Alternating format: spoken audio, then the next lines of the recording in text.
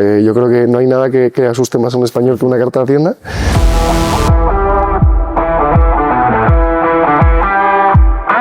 Es la relación de las personas con Hacienda. Es que a 1 de cada 2 en España Hacienda le debe 500 euros. El miedo a Hacienda es terrible. Nosotros tenemos disfraces de Halloween de carta de Hacienda. ¿Tú cuándo presentas tu declaración de la renta? También hay falsos mitos, ¿no? Como que el hecho de cuando presentas pagas y nada, da igual cuando presentes, que siempre pagas el 30 de junio. Por cierto, siempre es mejor que te salga a pagar, ¿no? Sí. Que a devolver. Si no, significa que Hacienda se ha quedado tu dinero. Pero donde realmente se juegan los impuestos es en las decisiones que tú vas tomando a lo largo del año. Y sabes que hay un cuatrillón de maneras de hacer una declaración de la renta. Tengo esa falsa creencia de que si presento tarde y me multan un poco, luego ya no van a mirar nada más. Qué bueno tenerte aquí, Álvaro. Gracias por acercarte. Bienvenido a Bold by Build, donde entrevistamos y buscamos a gente con experiencias trepidantes a que vengan a compartirlas con nosotros. Y es un gusto tenerte. No, hombre, el gusto es mío por darnos visibilidad y dejar contar esas locuras que hacemos todos los días. Fenomenal. Pues nada, modo pequeño intro. Álvaro empezó intentando resolver un pequeño problema que tenemos millones y millones de personas y sufrimos cada año, y más en estas fechas que vamos todos con el agua al cuello para dejarlo bien hecho y nos preocupa. Y acabó montando una de las startups, las fintechs más reconocidas de toda España. En un sector lleno de burocracia, lleno de regulación y procesos complejos, que es la relación de las personas con Hacienda, ¿no?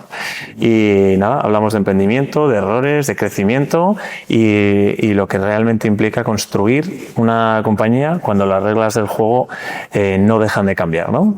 Te damos la bienvenida a Álvaro Falcones y felices de tenerte aquí. Nada, vamos al lío, a ver cómo resolvemos esto de los impuestos, ¿eh? Vaya drama. Un drama. Aquí es casi pregunta obligatoria y te lo imaginarás, pero para alguien que ha construido alrededor de la renta, ¿tú cuándo presentas tu declaración de la renta? Pues yo hago mi truco, que es curioso, ¿eh? En casa del herrero cuchillo de palo, pero yo es verdad que la suelo presentar tarde porque tengo esa falsa creencia de que si presento tarde y me multan un poco, luego ya no van a mirar nada más. Pero bueno, a la segunda. Es verdad que los 2 últimos años la he hecho en tiempo, que es un logro para mí. Y la verdad siempre con ayuda y con taxdown, porque yo no sé hacer nada ni quiero hacer nada. Bueno, y sigues teniendo esa tensión inherente antes de la campaña a día de hoy, o ya se te ha convertido en rutina y dices, bueno, un año más, lleváis 7 campañas? Total, creo que siempre tienes esa cosa, ese gusanillo que te sube cuando llega marzo, abril, el primer día de campaña, y luego con mi declaración en particular yo sigo teniendo un miedo atroz de saber cuándo me tengo que poner, juntar los reportes de los brokers, ¿no? Sentarme con el asesor, eso sigue siendo doloroso, así que nada, se vive igual. Quizás ahora los altos y los bajos no son tan altos y tan bajos, pero nada, mucha tensión.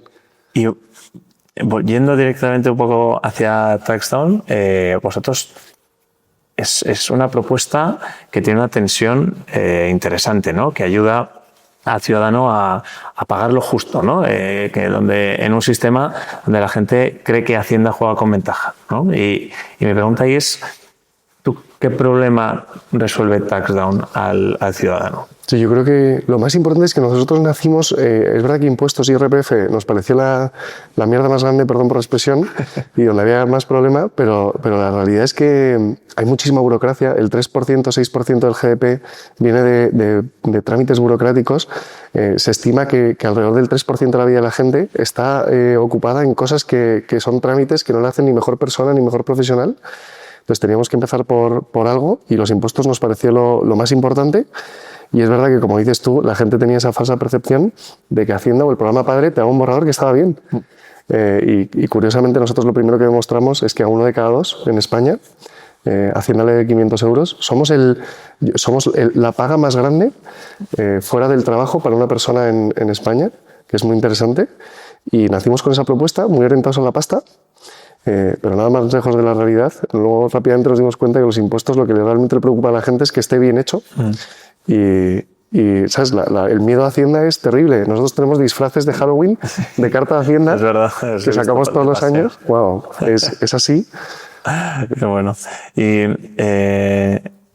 ya siendo vuestra séptima campaña de la renta, siendo un negocio tan estacional, ¿no? Que decías, ya llega marzo y estáis ahí, de hecho os anticipáis un poco, ¿no? Según tengo entendido, e incluso empezáis un pelín antes y es un pico para vosotros de toda la gente que tiene esa preocupación de la que hablabas, que es un pico muy alto antes de que empiece, ¿no? La gente, algunos hablan de los perfiles de los más olvidados y de los que dicen, prefiero tenerla hecha casi, si en febrero puedo empezar con el borrador del año pasado, ya voy haciendo los cálculos, ¿no? Y me puedo anticipar.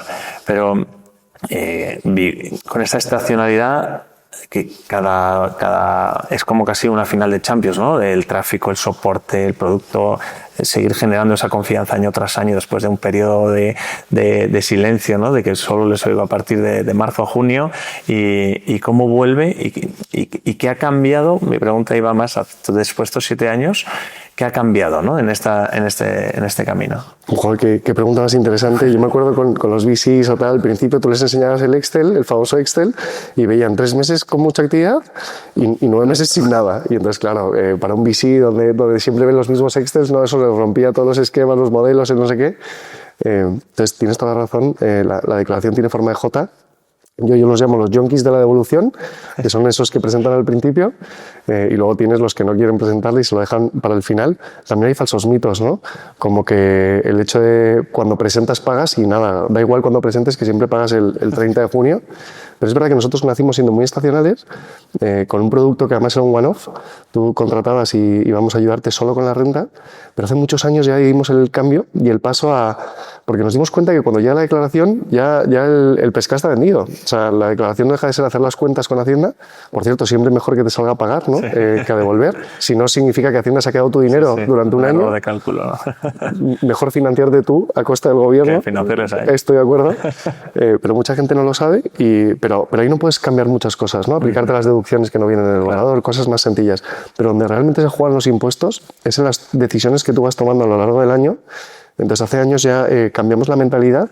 Fue una innovación porque nadie en el mundo lo había hecho y pasamos a ser un modelo de suscripción donde ya no solo te ayudamos en la renta, sino a lo largo del año a tomar buenas decisiones. Un ejemplo claro que yo siempre pongo es el de la gente que invierte, ¿no? Que hay una táctica en inversión que se llama loss harvesting, que se trata de poder compensar ganancias con pérdidas.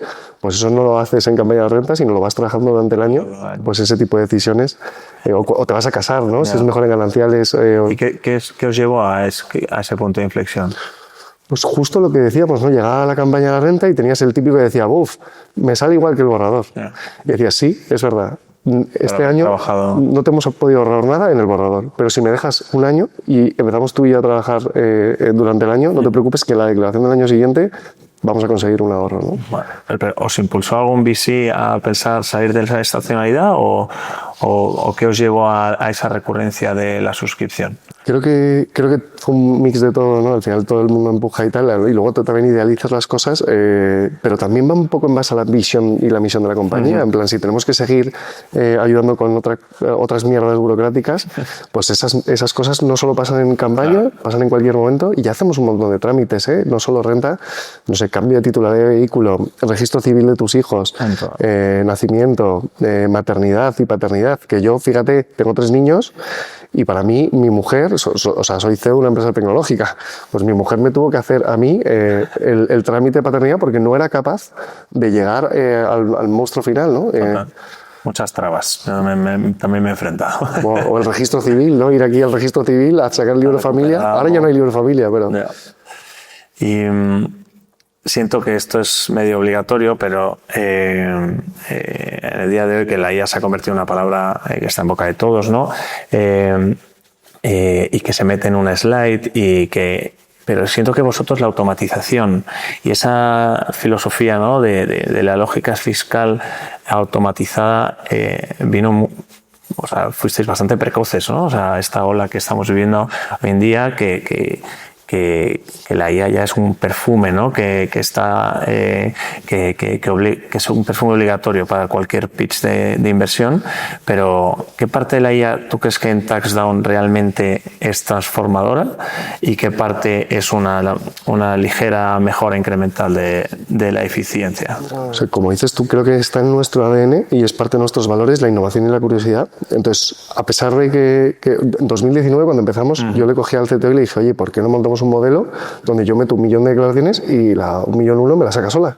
Me dijo, no, demasiados parámetros, ¿no? O sea, que siempre ha estado ahí, quizás porque también veníamos de un background de San Francisco, claro, de años 2015, 14, 16. Yo me acuerdo de mis primeras copas en San Francisco, acostumbrado a España, fútbol y mujeres. Me coge un tío con 3 pelos así, es Jaime Blasco, uno de los cuarto empleado de Allen Bolt, empresa de ciberseguridad que luego compró AT&T, y me dice, muy serio así me mira y me dice, el cerebro humano se va a automatizar. Claro, yo primeras copas en San Francisco no entendía por dónde cogerlo. Entonces siempre hemos innovado mucho, como decías tú, cosas que hemos inventado. Uno, conectar los datos del gobierno para poder hacer trámites, ya sea la declaración de la renta o la apertura de cuenta bancaria con BBVA. El cómo creábamos una manera de que nuestros propios fiscalistas, que decías tú, que los llamamos tax engineers, no fiscalistas, que es muy interesante, programan ley. Y eso nos hace muy ágiles, porque si cambia la regulación o meten una deducción nueva, el poder contar con un asesor que lo programe también es diferente. Pero es verdad que luego tuvimos una experiencia muy interesante. Año 22 nos invita Beisten a DJMI a San Francisco a ver una startup que se llama OpenAI. ¿Cuál es? Pues en su día Joaquín, nuestro CTO, utilizaba la API, porque previo GPT hubo API, y nos invitan allí a conocerles y tal. Y entonces nos vamos allí a una sala, nos juntan a 15 personas, viene un tío con un ordenador, yo pensaba que era el becario, nos resulta que es Sam Altman, ¿no? El tío más poderoso del mundo a día de hoy, o de los más, y nos enseñan en esa sala GPT antes de sacar GPT al mercado, ¿no? Y la realidad es que a nosotros nos vuelve loca la idea, volvemos a casa y nos ponemos a construir. Entonces, yo tengo un montón de casos de uso, tengo incluso experiencias de equipos puros nativos de AI en la compañía, pero el primer uso que nosotros pusimos la IA a trabajar fue, no sé si sabes que hay un 4 trillón de maneras de hacer una declaración de la renta. Un 4 trillón, que exista la vida, son 400 cuatrillones, o sea, 400 veces más, no está tan lejos. Sí. Y es porque a pesar de ser un proceso determinista, solo hay un resultado correcto, no hay más. Es lo más estocástico del mundo. En la vida de la gente puedes tener 5 hijos, 3 divorcios, cripto, cada uno, ¿no? Incluso puedes tener gente que vive en el mismo colegio, pero con declaraciones totalmente diferentes. Y entonces el soporte o el asesoramiento fiscal sobre un 4 trillón de maneras es complejo. No es como con el banco, que ¿qué te puede pasar malo con el banco? Es que se te pierda la tarjeta. Te pasan 4 cosas. 4 cosas. Pues aquí no son 4, son muchísimas y con mucha profundidad. Entonces, tener una gente que ayudaba a nuestros asesores como copiloto para recomendarles respuestas fue el primer caso de uso, pero hoy en día muchas de las soluciones que ya tenemos son IA. Y luego, por ejemplo, nosotros ahora fantaseamos con la idea de que tu declaración se haga sola, ¿no? De que llegue ese punto en el que Javi ya no tiene que entrar ni siquiera en TaxDown, te llega un push notification, oye, Javi, ya está hecho todo, simplemente comprueba que es correcto, ¿no? No estamos tan lejos, la declaración autónoma, ¿no? No, ahí, o sea, había pensado como en una de las preguntas que el objetivo estaba tirando ya casi más, o sea, me preguntaba si en vuestra visión es una parte más de educación al ciudadano y que aprenda y que esté al tanto y que no se fíe de la automatización que te provee la administración, ¿no? O que confíes plenamente en esta que sí que funciona y que le des a un botón y no vuelves a pensar en tu declaración de la renta. ¿Quieres educarles más o que dejen de pensar en ello? Yo creo que tienes los dos perfiles, ¿no? Tienes el español que no quiere saber nada de sus impuestos y lo que quiere es quitarse este trámite, olvidarse y hasta el año que viene. Y hay gente que quiere entender, ¿no? Y creo que también esa labor de concienciación, creo que la educación financiera ha estado muy en boga de todo el mundo durante los últimos años, pero la fiscal es el gran desconocido y además la financiera y la fiscal van muy de la mano. Entonces, como misión de la compañía siempre está, ¿no?, esa parte de educación. Pues que hay gente que no quiere saber nada de impuestos. Yo soy uno de esos casos. ¿Cómo ahorrar más? ¿No? Pero ¿por qué y tal? Me da igual. O sea, yo no quiero dedicarle esfuerzo. Oye, desde TaxDown tocáis una de las materias más sensibles, ¿no?, que existen, que al final es tu dinero, tus ahorros, tus datos fiscales y la relación con Hacienda. Y en un país que mucha gente todavía está con dudas de meter sus datos bancarios en una plataforma o en algún servicio digital, ¿cómo habéis hecho vosotros para ganar la confianza de tantísimos millones de clientes que tenéis? Joder, qué buena pregunta. La realidad es que los datos para nosotros es la pieza más importante de la compañía, no porque los vendamos, obviamente, sino por cómo los utilizamos. Pero es verdad que tenemos mucha información de los españoles y los mexicanos. No creo que haya nadie que sepa más de los españoles y mexicanos que TaxDown. Y eso fue muy complicado al principio. Además, es un tipo de proceso. Esto no es como comprar unos vaqueros por internet, que, oye, si sale mal, pues mira, pues has palmado 50 pavos, pero aquí si sale mal, viene agencia tributaria por ti. No hablábamos de los disfraces de carta de Hacienda, pues yo creo que no hay nada que asuste más a un español que una carta de Hacienda. Y cómo éramos capaces de explicar a la gente. Además, tú piensas que había habido mucha evangelización por parte de la agencia tributaria de que el borrador, de que el programa padre, ¿no? Con el nombre programa padre, sí. Era útil. Y entonces tuvimos que cambiar esa percepción y lo hicimos a base primero de branded content. Al principio gastamos mucho dinero en poner mensajes que para nosotros eran importantes en prensa. Yo qué sé, tu borrador no incluye las deducciones. Hay 9.000 millones del gobierno que no se entregan en deducciones, ¿no? Mensajes muy fuertes, muy grandes que hicieron que la gente fuese más consciente. De hecho, yo creo que no hay nadie en España ahora que no revise el borrador. Y creo que eso es parte de nuestro trabajo y lo que hemos hecho en todos estos años. Y luego también hay una parte de negocio-consumo donde la confianza de estar con un personaje público, que te vean en la televisión. En España, si no estás en la televisión, no es nadie, no es verdad, ¿no? Entonces nosotros invertimos mucho en marcas para generar esa confianza y nos asociamos a figuras públicas que ya la tenían, ¿no? Y otra cosa que nos ha ayudado muchísimo en la confianza es asociarnos a empresas. No es común, o sea, no se sabe mucho, pero más del 50% de los ingresos de la compañía ya vienen a través de acuerdos con empresas, donde ayudamos con impuestos y burocracia a sus empleados, pero también a sus clientes. Y claro, cuando te asocias con una marca como el Banco Santander, como BVA, como Revolut, pues toda esa parte de confianza que ellos ya han construido, pues de alguna manera se trasvasa. Y eso también nos ha ayudado muchísimo a que la gente vea pues, que esto es algo serio, ¿no? Que hay gente seria detrás y que nos preocupamos por los impuestos, etc. Y si están ahí es por algo, entiendo, porque no se asocian con cualquiera estos nombres que mencionas. Y volviendo un poquito a este crecimiento tan exponencial y que habéis conseguido, en un ecosistema acostumbrado a celebrar rondas de inversión multimillonarias, vosotros habéis llegado a una rentabilidad incrementando el crecimiento, o sea, seguís financiando el crecimiento, ¿no? Entiendo que hay decisiones difíciles en este camino, ¿no? ¿Cómo las habéis afrontado para seguir creciendo más de un 100% en ingresos, ¿no? Según tengo entendido, y sin quemar la casa para calentar la cocina?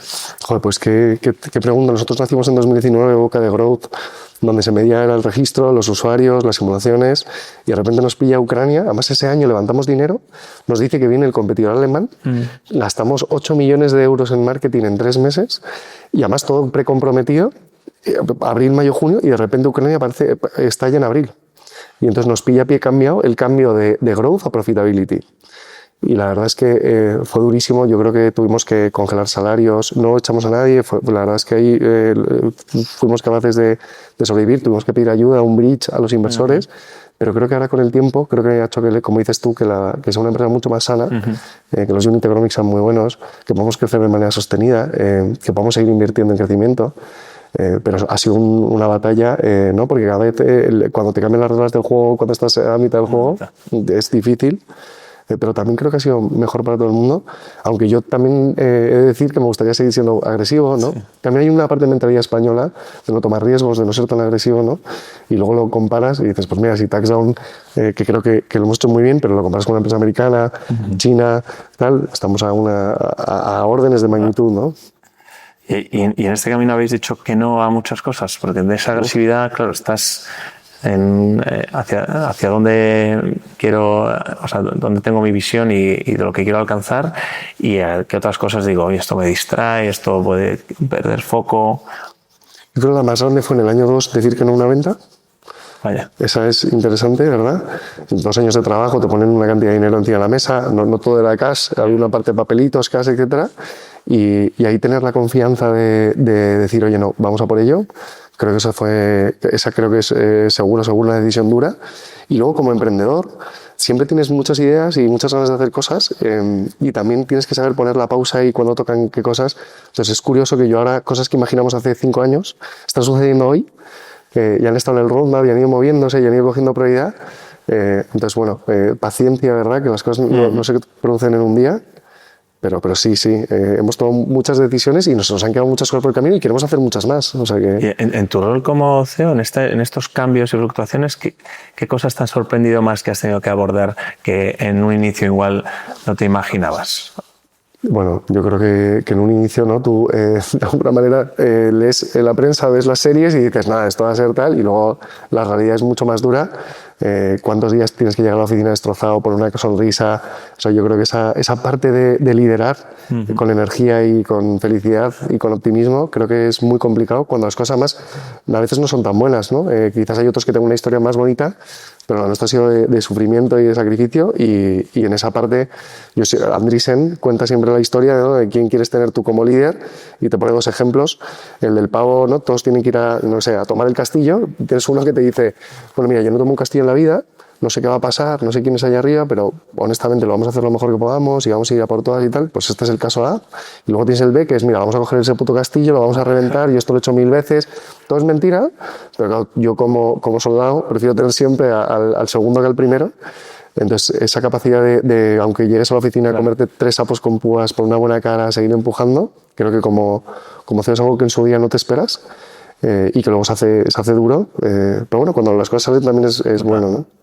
Ahí, con la temática de la cultura y encima en un modelo como el vuestro, que tenéis unos picos muy fuertes, ¿no? Incluso creo que hay una parte del equipo que rota, ¿no? Depende para el pico de la campaña y demás. A lo mejor subcontratáis de fuera y y luego volvéis a la base del equipo original, ¿no?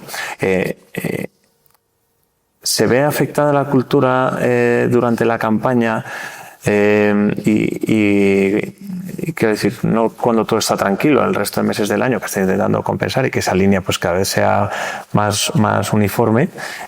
No sé si habéis seguido rituales o principios o manías internas para que se sostenga esa cultura sólida entre picos y valles.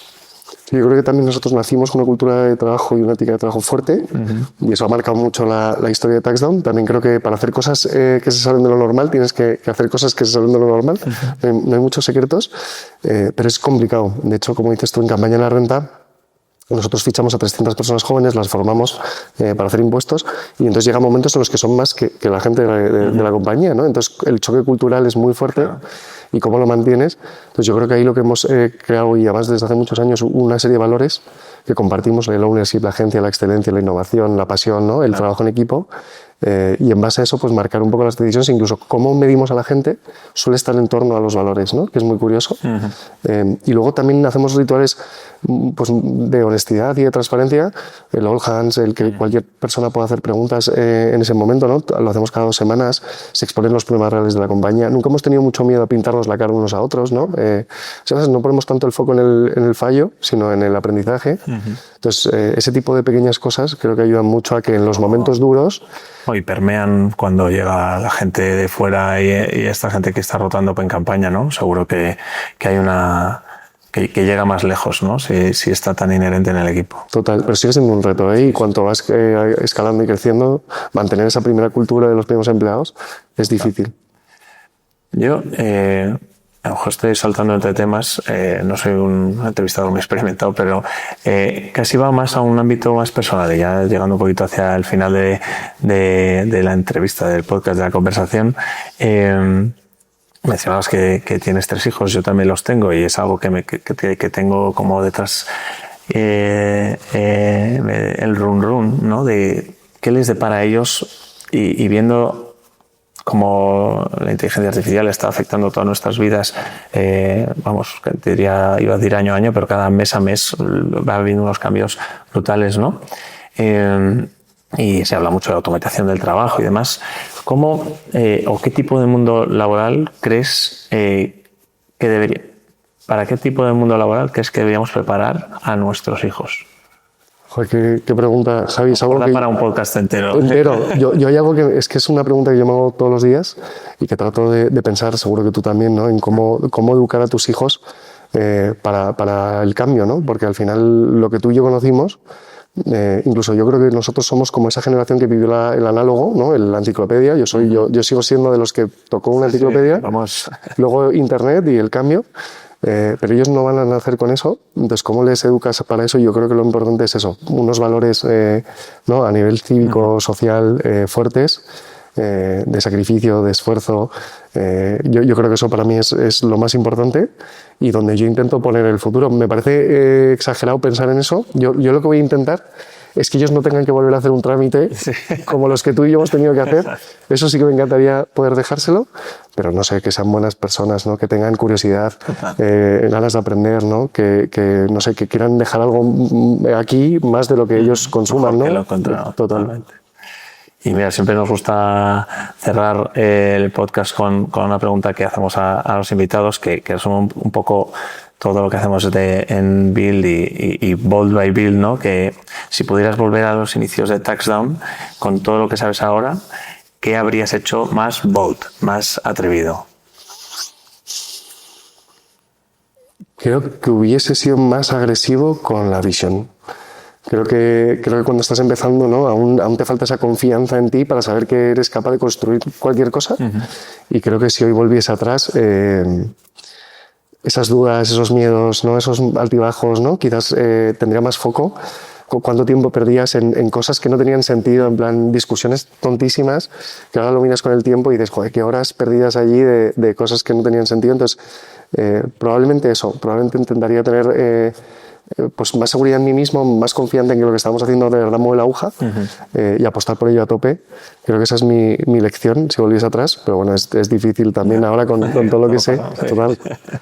Oye, pues millones de gracias por acercarte a Bold by Build y ha sido un placer tenerte, Álvaro, y esperamos seguir oyendo grandes cosas de ti, que vamos, eso no tengo ninguna duda. Muchísimas gracias. Nada, gracias a vosotros por dar visibilidad a los emprendedores, por ayudar a otros a montar sus negocios, que también creo que eso es una gran misión, casi igual lo más importante que la de resolver la burocracia, así que nada, enhorabuena y a seguir. Gracias a ti, de veras.